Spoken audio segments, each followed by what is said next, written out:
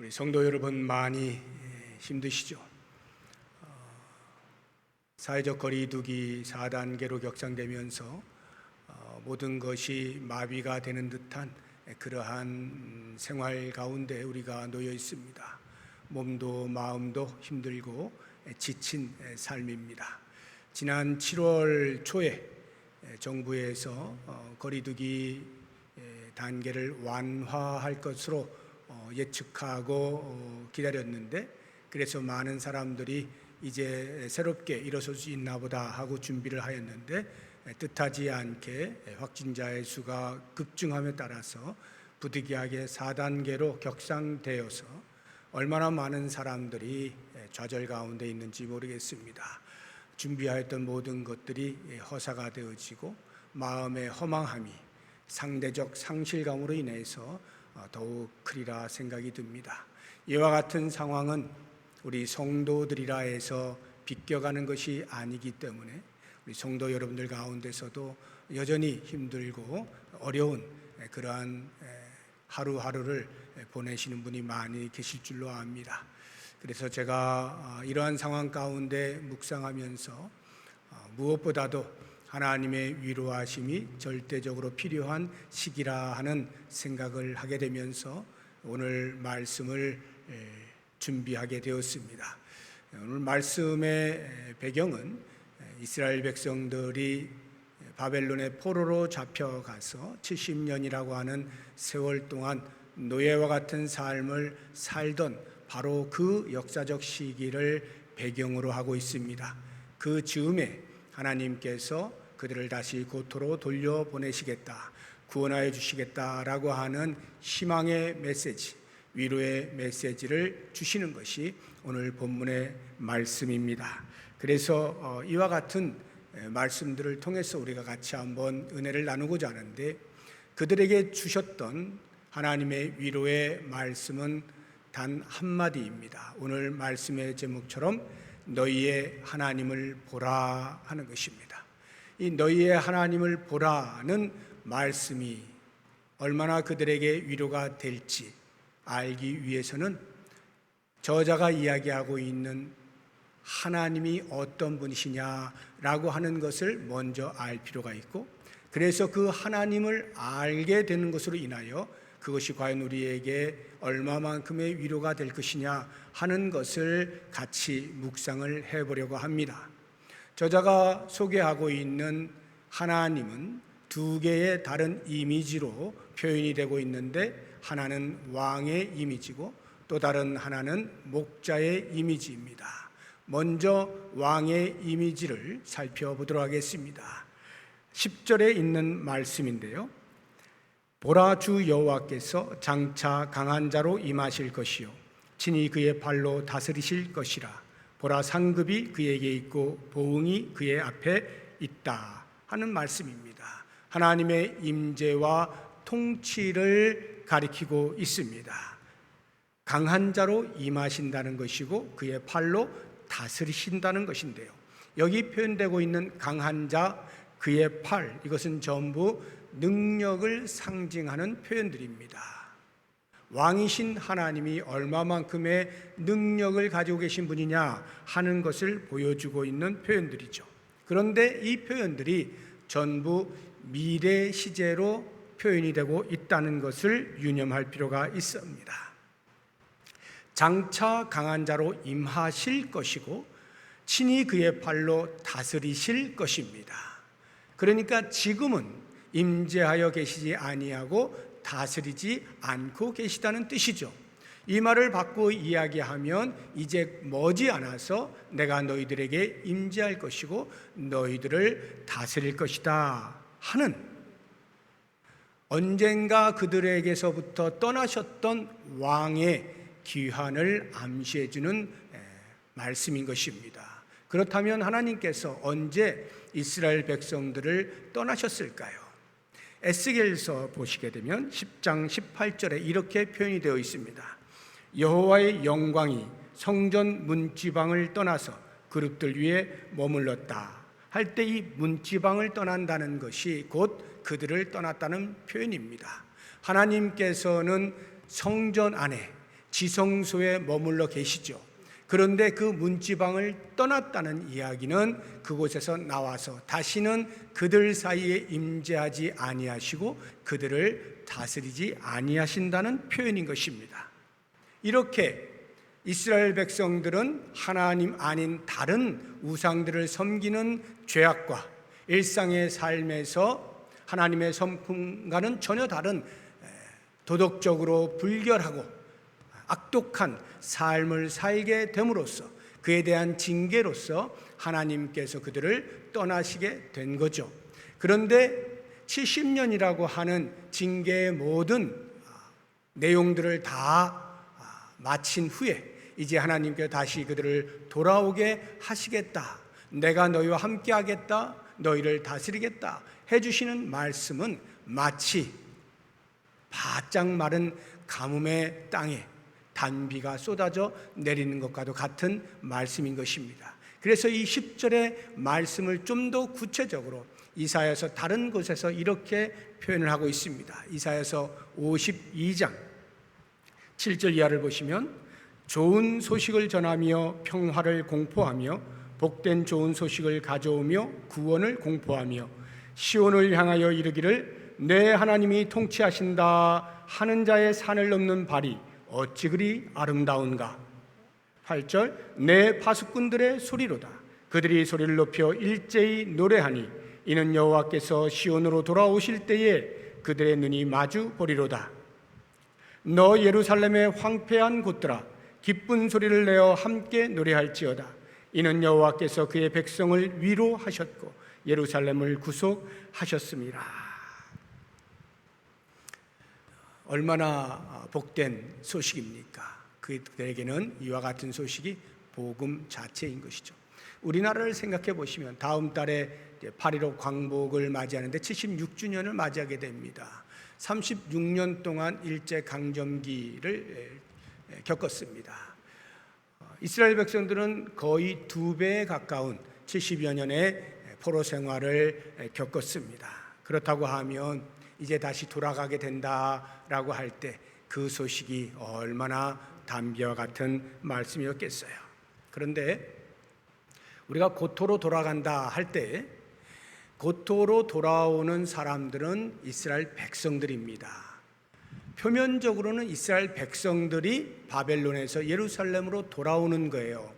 그 자체도 복음이겠습니다만 그보다 더 중요한 게 있어요. 그것은 바로 왕이신 하나님께서 그들과 함께 귀환하신다는 뜻입니다. 이것이야말로 진정한 의미에서의 귀환이 되겠습니다. 이것이야말로 그들에게 진정한 복음이 되겠습니다. 왜냐하면 만약에 그들이 바벨론에서 예루살렘으로 돌아왔다 할지라도 그 돌아온 이스라엘 백성들 사이에 하나님께서 임재하여 계시지 아니하고 하나님께서 왕으로 그들을 다스리지 아니하신다면 비록 그들이 예루살렘에 돌아왔으나 그래서 몸은 조금 편하고 마음은 조금 편할는지 몰라도 바벨론에 있던 때나 예루살렘에 있는 것과는 아무런 차이가 없는 거예요. 정말 그들에게 복음은 하나님께서 그들 사이에 임재하시고 그들을 왕으로 다스려 주신다는 것, 이것이야말로 그들에게 복음이 되는 것입니다. 그래서 하나님께서는 왕으로서 귀환을 하실 때에 마치 전쟁터에서 승리를 하고 개선하는 장군이 많은 전리품들과 노획물들을 가지고 돌아와서 백성들에게 나누어 주는 그러한 표현으로 하나님을 묘사해 놓고 있는 것이 10절 뒷부분입니다. 10절 뒷부분 다시 보시게 되면 보라 상급이 그에게 있고 보응이 그의 앞에 있다 할 때 여기 상급과 보응은 같은 의미를 다른 단어로 사용한 것뿐입니다. 마치 노획물이나 전리품들을 나누어 주듯 하나님께서 이스라엘 백성들을 다시 돌아오게 하셨을 때 그냥 두지 아니하시고 그들에게 나누어 줄 것이 있게 하시겠다라고 하는 것입니다.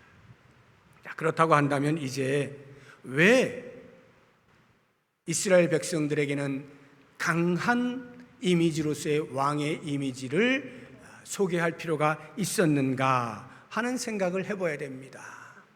이미 말씀드린 대로 70년이라고 하는 오랜 세월 동안 그들은 깊은 절망의 늪에 빠져 있습니다. 그 절망의 늪에서 건져내기 위해서는 이 강한 이미지가 반드시 필요한 거예요. 생각을 해보세요. 70년이라고 하는 세월이 그들 앞에 있습니다.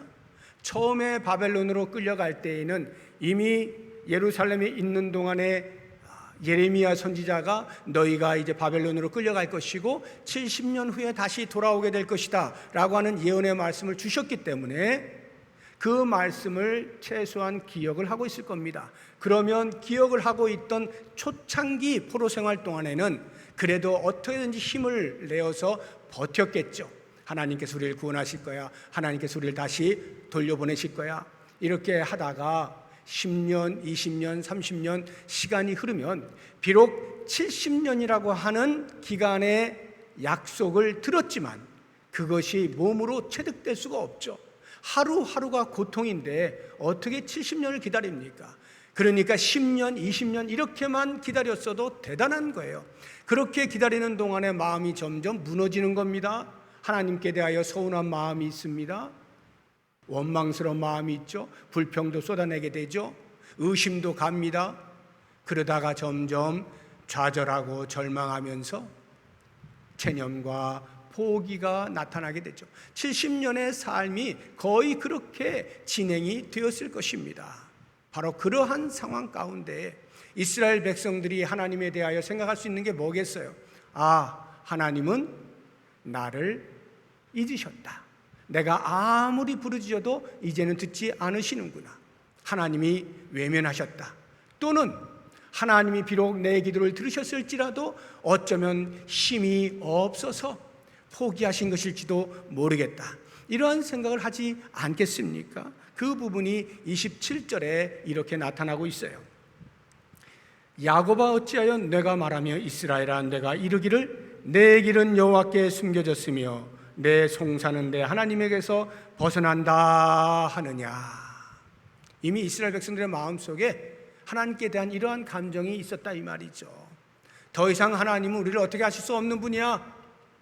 이렇게 포기하고 있는 이스라엘 백성들에게 희망을 주기 위해서는 강한 이미지가 필요한 거예요. 그래서 그 다음 절을 보게 되어지면 하나님을 이렇게 강하게 표현을 해놓고 있어요. 28절 29절 보면 너는 알지 못하였느냐 듣지 못하였느냐 영원하신 하나님 여호와 땅끝까지 창조하신 이는 피곤하지 않으시며 곤비하지 않으시며 명철이 한이 없으시며 피곤한 자에게는 능력을 주시며 무능한 자에게는 힘을 더하신다. 이렇게 강력한 하나님의 능력을 그들에게 나타내 주어야만 그들이 희망을 다시 찾을 수가 있게 되는 것이죠. 그러면 우리들의 마음속에는 이런 상황들을 보면서 한 가지 의아한 점이 생겨요. 왜 하나님께서 이렇게 복잡하게 일을 하실까? 아예 처음부터 바벨론이 공격해 들어올 때 그들을 물리쳐 주셨으면 되지 않았나?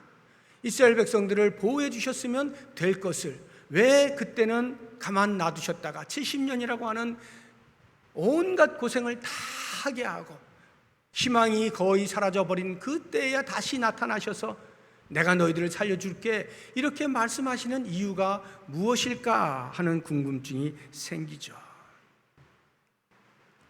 마치 바벨론이 쳐들어왔을 때는 하나님께서 힘이 없으셔서 그냥 보고만 계셨다가 이제 다시 힘을 구축하고 그래서 이제 내가 힘이 생겼다 해서 당신의 백성들을 구원하시려는 것인가? 이런 생각이 들도록 왜 하셨나 할 때 우리는 기억해야 됩니다. 우리 하나님은 불변의 하나님이에요. 변치 않으시는 하나님이에요. 그의 성품에 있어서도 변치 아니하시지만 그의 능력에 있어서 조금 더 변함이 없어요. 처음부터 마지막까지 우리 하나님은 전능하신 하나님이십니다. 그렇다고 하면 왜 그렇게 하셨을까? 거기에는 하나님의 계획이 있다는 것이죠. 우리가 다 알지 못하는 하나님의 계획이 있는 것입니다. 저는 이와 같은 말씀을 묵상하면서 오늘 이 시대에 우리가 코로나로 인하여서 겪고 있는 이 상황을 그 당시에 바벨론에서 포로로 노예 생활을 하고 있는 이스라엘 백성들의 상황과 유비하여 생각을 해보았습니다. 물론 똑같지는 않습니다. 크기나 정도 면에서 우리는 비교도 안 돼요. 우리가 코로나로 인하여 고통을 받는 것은 1년 반 정도 이제 지나고 있습니다. 그들은 70년입니다. 기간뿐만 아니라 강도에 있어서도 남의 나라에 포로로 끌려가 노예 생활을 하는 것과 그래도 우리가 주체적으로 생활하면서 단지 생활에 어려움을 겪고 있는 것과는 비교도 되지 않습니다. 그럼에도 불구하고 지금 우리가 겪고 있는 이 코로나의 상황이 한 번도 경험해 본 적이 없고 여전한 두려움 가운데 있기 때문에 저는 이것을 이스라엘 백성들의 포로 생활의 그때의 상황과 유비하면서 우리에게 들려주시는 하나님의 위로의 말씀을 듣고자 하는 것입니다. 생각해 보십시오. 왜 하나님께서 바벨론이 쳐들어올 때 처음부터 막아주지 아니하셨는가? 라고 하는 이 궁금증은 오늘 우리가 처해 있는 이 코로나의 상황 속에서 왜 하나님은 코로나가 발생하려 할 때 처음부터 아예 발생하지 못하도록 막아주지 아니하셨을까? 이러한 궁금증이 생겨요. 의아심이 생기는 거예요. 처음부터 아예 이런 일이 생겨나지 않게 하셨으면 우리가 얼마나 편하게 생활할 수 있는가? 하나님을 노래하고 찬양할 수 있을 텐데 왜 그렇게 하셨을까? 할 때에 우리가 이미 말씀을 들은 것처럼 하나님의 능력은 변함이 없고 하나님의 속성과 성품이 변함이 없으셔요. 그럼에도 불구하고 이 코로나를 우리에게 두신 것은 하나님의 허용인 것입니다. 하나님의 계획 가운데 있는 허용이죠. 힘이 없어서 막지 못하신 것이 아닌 것입니다.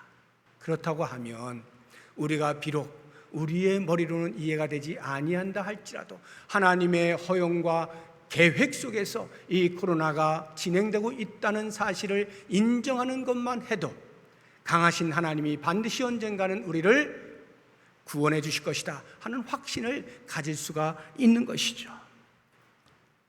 하나님의 무관심이나 하나님의 무능력 때문에 이 코로나가 우리와 함께 있는 것이 아닙니다. 이 땅의 질서에 개입하시는 하나님의 시점과 방법이 우리의 생각과 우리의 소망과 다르다는 것, 이것을 인식할 수만 있어도 아무리 힘들고 어려운 상황 우리가 버텨낼 수 있는 것입니다. 우리 하나님은 여전히 우리를 다스리시는 왕으로서 당신의 방식대로 일하고 계신다는 것, 그 사실을 인정하시고 확인하시면서 다시 한번 하나님의 위로하심을 받을 수 있기를 바라고, 두 번째 하나님의 이미지가 소개되고 있는 것은 목자의 이미지입니다. 11절에 나타나고 있습니다. 그는 목자같이 양떼를 먹이시며 어린 양을 그 팔로 모아 품에 안으시며 젖먹이는 암컷들을 온순히 인도하시리로다. 먹이시고 안으시고 인도하시는 목자의 상으로 하나님을 표현하고 있습니다. 왜 이 목자의 표현이 필요할까요? 이미 왕으로서도 충분하지 않습니까? 그런데 혹시라도 이 강한 이미지로서의 왕은 자칫 우리가 세상의 역사 속에서 보게 되어지면 강한 왕일수록 백성들을 압제하고 전제군주적인 독재적인 그런 모습을 많이 보여왔기 때문에 우리 하나님을 그렇게 오해하지 않도록 하기 위해서 강한 왕은 대적들을 물리치는 일에 있어서 요긴하게 사용되어지는 표현이고, 왕이지만 백성들을 다스릴 때는 목자와 같이 그렇게 부드럽고 공급하시고 보호하시고 지키시는 그러한 목자와 같은 왕으로 알려야 하기 때문에 목자의 이미지를 한 번 더 소개를 하고 있는 것입니다. 우리 여호와 하나님께서 목자이시다라고 하는 것에 대하여 시편 23편만큼이나 아름답게 우리의 가슴을 움직이는 감동스러운 표현이 없다는 생각이 듭니다. 시편 23편 1절은 우리에게 이야기합니다. 여호와는 나의 목자시다. 다윗의 고백이죠. 여호와는 나의 목자시다. 이것으로부터 시작되어지는 다윗의 고백이 2절 이하에 보면 목자가 어떠한 사람이라는 것을 잘 표현해주고 있습니다. 먼저 2절을 보겠습니다. 그가 나를 푸른 풀밭에 누이시며 쉴 만한 물가로 인도하시는도다.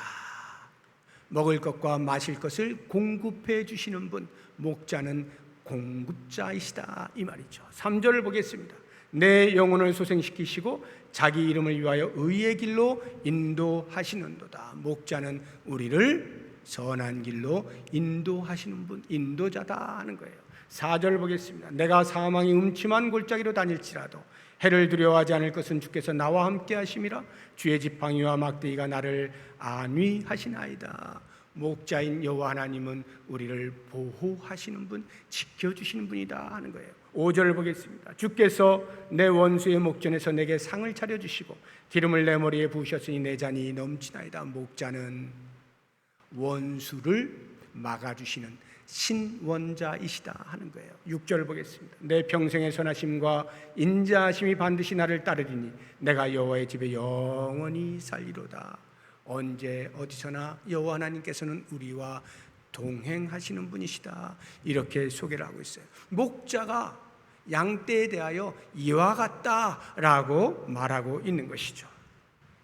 그래서 우리는 이 시편 23편을 읽을 때마다, 묵상할 때마다 그 마음의 평화로움을 경험할 수가 있습니다. 대단히 목가적이고 서정적인 표현 아닙니까?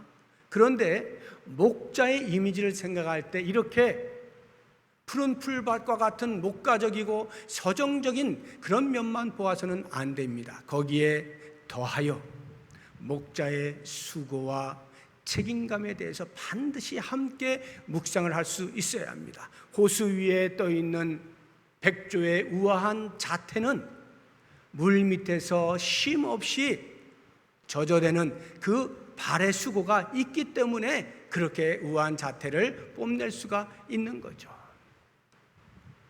목자의 돌봄을 받고 있는 양떼가 편안하고 안식을 누리고 있기 위해서는 목자의 끊임없는 수고가 필요한 거예요. 우리는 이것을 다윗의 입을 통해서 생생하게 들을 수가 있습니다. 다윗이 형들을 만나기 위해서 전쟁터로 갑니다. 그 전쟁터에 블레셋과 이스라엘 백성들이 대치하여 있는데 블레셋의 골리앗 장군으로 인하여 두려워 아무도 나오지 못합니다. 이때 다윗이 분개하여서 내가 나가겠다라고 말을 할 때 사울 왕이 다윗에게 말합니다. 야, 너 생각도 하지 마라. 너는 조그마한 소년 아니냐? 너는 양이나 치던 사람이잖아. 저 골리앗은 장군이야, 장군. 어쩌면 저 사람은 태어날 때부터 싸우기 위하여 태어났는지 몰라. 이렇게 겁을 주면서 못 나가게 하죠. 그때에 다윗이 이런 고백을 합니다. 엄청난 고백인데요, 자기가 아버지의 양떼를 맡아서 목동으로서 살던 때의 이야기입니다. 사무엘상 17장 34절 이하인데요, 다윗이 사울에게 말하되 주의 종이 아버지의 양을 지킬 때에 사자나 곰이 와서 양떼에서 새끼를 물어가면 내가 따라가서 그것을 치고 그 입에서 새끼를 건져내었고 그것이 일어나 나를 해하고자 하면 내가 그 수염을 잡고 그것을 쳐 죽였나이다. 이게 그냥 하는 말이 아니죠.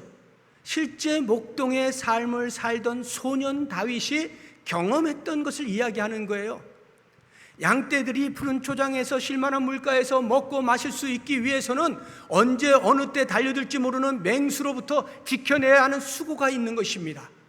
사자나 곰과 같은 그러한 맹수들을 어린 소년이 어떻게 감당할 수 있겠어요?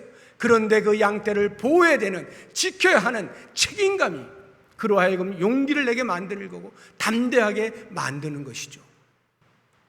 목자의 이미지에는 바로 이와 같은 이미지가 함께 들어있다.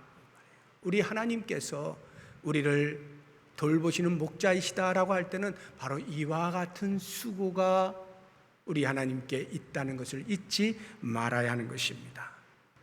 우리가 코로나로 인하여서 하루하루가 쉽지 않은 삶을 살아가고 있습니다. 저는 우리 성도 여러분들 가운데에서 그렇게 힘들고 지쳐서 주저앉아 다시는 일어서고 싶지 않을 만큼의 그러한 환난의 때라고 생각이 되신다면 저는 꼭 말씀드리고 싶어요. 시편 23편을 묵상하시라. 한 절 한 절 목자가 그 양을 위해 어떻게 하는지 묵상하고 암송하면서 그 하나님을 의지하시라 말씀을 드리고 싶어요.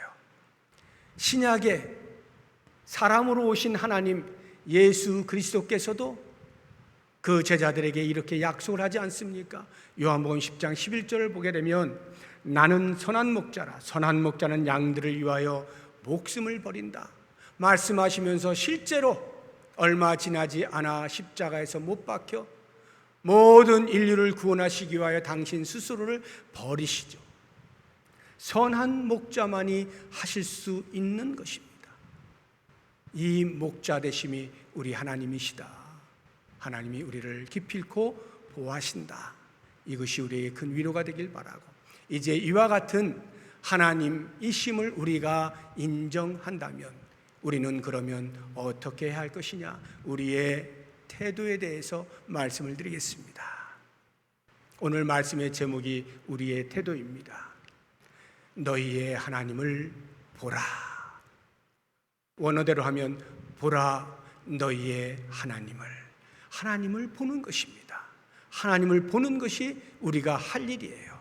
이것을 이사야서 같은 40장에서는 또 다른 표현을 해놨는데 여호와를 앙망하는 것이라고 표현을 해놓았어요. 31절 앞부분을 보시게 되면 오직 여호와를 앙망하는 자는 이렇게 되어 있죠. 이 앙망한다라고 하는 것, 여호와를 희망으로 삼는다는 말입니다. 일들이 해결되지 아니하고 험한 환경이 여전하고 그 가운데서 하루하루를 힘들게 살아갈 때 하나님께 대하여 서운한 마음이 있을 수가 있습니다. 불평을 쏟아낼 수도 있겠죠. 좀 제발 도와달라고. 그런데 도와주시지 않는 것 같은 그러한 상황들을 만나게 될 때 원망스럽죠. 그리고는 마음에 좌절이 생기게 됩니다. 에이, 이제 그만두자. 하나님께서도 전혀 일하시고 계시는 것 같지 않아. 나를 위해서 아무것도 안 하시는 것 같아. 이런 마음이 들 때 그때 바로 여호와를 보라는 거예요. 여호와를 앙망하라는 거죠. 여호와께 희망을 두라는 말이에요. 이것이 우리가 해야 할 유일한 일이에요. 여호와를 앙망한다는 것은 거기에 두 가지 의미가 있어요. 하나는 여호와를 신뢰한다는 말입니다. 신뢰하지 않는 사람을 쳐다볼 일이 없겠죠. 신뢰하지 않는데 거기에 희망을 둘 일이 없겠죠. 하나님이 우리의 희망이시라고 한다면 반드시 우리는 여호와 하나님을 신뢰해야 합니다. 여호와 하나님은 전지하시고 여호와 하나님은 전능하시다. 여호와 하나님의 주권 아래에 모든 일들이 일어나게 된다. 이와 같은 신뢰가 있어야 돼요. 거기에 더하여 이러한 상황 속에서도 반드시 하나님께서는 우리를 구원하여 주신다 라고 하는 이 신뢰가 있어야 됩니다. 그래서 예레미야를 통해서 하나님께서는 당신의 마음을 이렇게 표현해 놓았어요. 예레미야 애가 3장 보겠습니다. 32절 이하인데요. 그가 비록 근심하게 하시나, 여기 근심하게 한다는 것은 바벨론의 포로로 끌려가게 하는 것을 말하는 겁니다. 그의 풍부한 인자하심에 따라 긍휼히 여기실 것입니다. 다시 돌아오게 하시겠다는 거예요. 33절 주께서 인생으로 고생하게 하시며 근심하게 하심은 본심이 아니시로다. 바벨론으로 끌려가도록 놔두신 것은 본심이 아니에요. 그 징계를 통하여 반드시 그들이 깨닫고 다시 돌아와 하나님의 백성으로 바르게 살아갈 것을 소망하면서 기대하면서 그 일을 허용하셨다는 거죠. 오늘날 우리들에게 다가오고 있는 이 코로나의 위험, 이것들이 하나님의 본심이 아니죠. 하나님이 우리로 하여금 골탕 먹이시려고, 우리를 힘든 자리에 일부러 가게 하시려고 그런 본심이 아니라 그것을 통하여 깨닫는 바가 있게 하시기 위하여 오히려 이러한 때일수록 여호와 하나님을 바라볼 수 있도록 하기 위하여 그 믿음을 단단히 구축하게 하시기 위하여 하나님께서 이것을 허용하시는 거예요. 일시적으로 당분간 허용하시는 것이죠. 우리가 이 사실을 알고 여호와 하나님을 신뢰하는 것이 무엇보다 중요한 거예요. 사방으로 우겨쌈을 당하여도 햇빛이 보이지 아니하는 캄캄한 긴 터널을 걷고 있을지라도 때가 되면 하나님께서 우리를 구원하여 주신다. 하나님께서 우리를 햇빛을 보게 하신다. 이 신뢰가 여호와를 앙망하는 것입니다.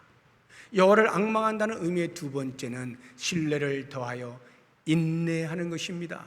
기다리는 의미가 포함이 되어 있어요. 기다린다. 왜요? 지금 당장 하나님께서 일하시지 않으면 하루를 기다려야 되죠. 내일 그 일을 하실까? 기다려야 합니다. 내일을 맞이하였는데 하나님이 여전히 움직이지 않으시는 것처럼 보여요. 그러면 그 하루를 또 기다리는 거예요. 그 다음 날을 기다리는 것입니다. 이렇게 하나님이 반드시 구원하신다라고 하는 절대적인 신뢰에 기반하여서 하루하루를 기다릴 때에 비로소 하나님의 구원을 경험하게 되는 거예요. 그래서 기다리고 있는 동안에 우리에게 있어서 만약 조급한 마음이 생긴다면 이미 그것으로 우리는 진 거예요. 조급한 마음이 생기면 진 겁니다. 아무리 두렵고 떨리고 우리의 삶을 위협하고 있는 환경 속에 있다 할지라도 기다리는 겁니다. 하나님은 반드시 우리를 구원하신다. 때를 따라 돕는 하나님의 은혜를 얻기 위하여 은혜의 보좌 앞에 나아가 기도하면서 계속 기다리는 거예요. 우리보다 우리를 더 잘 아시고 우리가 생각하는 것보다 더 좋은 때에 더 좋은 방법으로 반드시 우리를 이끌어내실 것, 구원하실 것에 대한 신뢰와 기다림이 있을 때 비로소 이스라엘 백성들이 곧도로 돌아올 수 있었던 것처럼 우리는 이 코로나의 상황을 벗어날 수 있게 되어질 것입니다. 여호와를 앙망한다는 것은 여호와를 신뢰하는 것과 여호와를 끝까지 기다리는 거예요. 이렇게 여호와를 앙망하는 자에게 하나님께 주시는 복이 31절에 이렇게 소개가 되고 있습니다. 오직 여호와를 앙망하는 자는 새 힘을 얻는다. 우리에게 새 힘을 주시겠다는 거예요. 어떤 새 힘이냐? 독수리가 날개치며 올라감 같은 새 힘이라는 거예요. 왜 독수리가 날개치며 올라감 같은 이런 비유를 썼을까요? 날개가 다 꺾인 거예요. 힘이 없는 거예요. 땅바닥에서 퍼덕퍼덕거리고 있는 거예요. 도저히 날 힘이 없는 것이죠. 암울합니다. 미래가 보이지 않아요. 그런데 하나님께서 당신을 앙망하는 자에게 새 힘을 주셔서 날개가 힘이 생기는 겁니다. 퍼덕퍼덕거리게 되는 겁니다. 그리고는 창공을 향하여서 차고 올라가게 되는 겁니다. 독수리가 차고 올라갈 때 그 모습을 상상해 보세요. 얼마나 멋있어요. 우리를 그렇게 하시겠다. 차고 올라가는 삶을 살게 해주시겠다는 거예요. 그리고 또 하나, 다시 31절 뒷부분을 보시게 되면 다른 박질하여도 곤비하지 아니하겠고 걸어가도 피곤하지 아니하리로다. 우리의 일상의 삶을 살아야 되잖아요. 하나님께서 맡겨준 사명을 따라 살아야 되잖아요. 살아가는 그 삶, 걸음걸음 달려간다 할지라도 피곤하지 아니하도록 새 힘을 주시겠다. 우리에게 맡겨진 사명 끝까지 완수할 수 있도록 하나님께서 새 힘을 주시겠다 약속하시는 거예요. 누구에게요? 여호와를 앙망하는 자에게. 그러므로 사랑하는 성도 여러분, 하나님께서 아무런 일도 하시지 않는 것만 같은 상황이 연속되어질 때 우리는 기억해야 됩니다. 바벨론의 70년, 바벨론의 70년.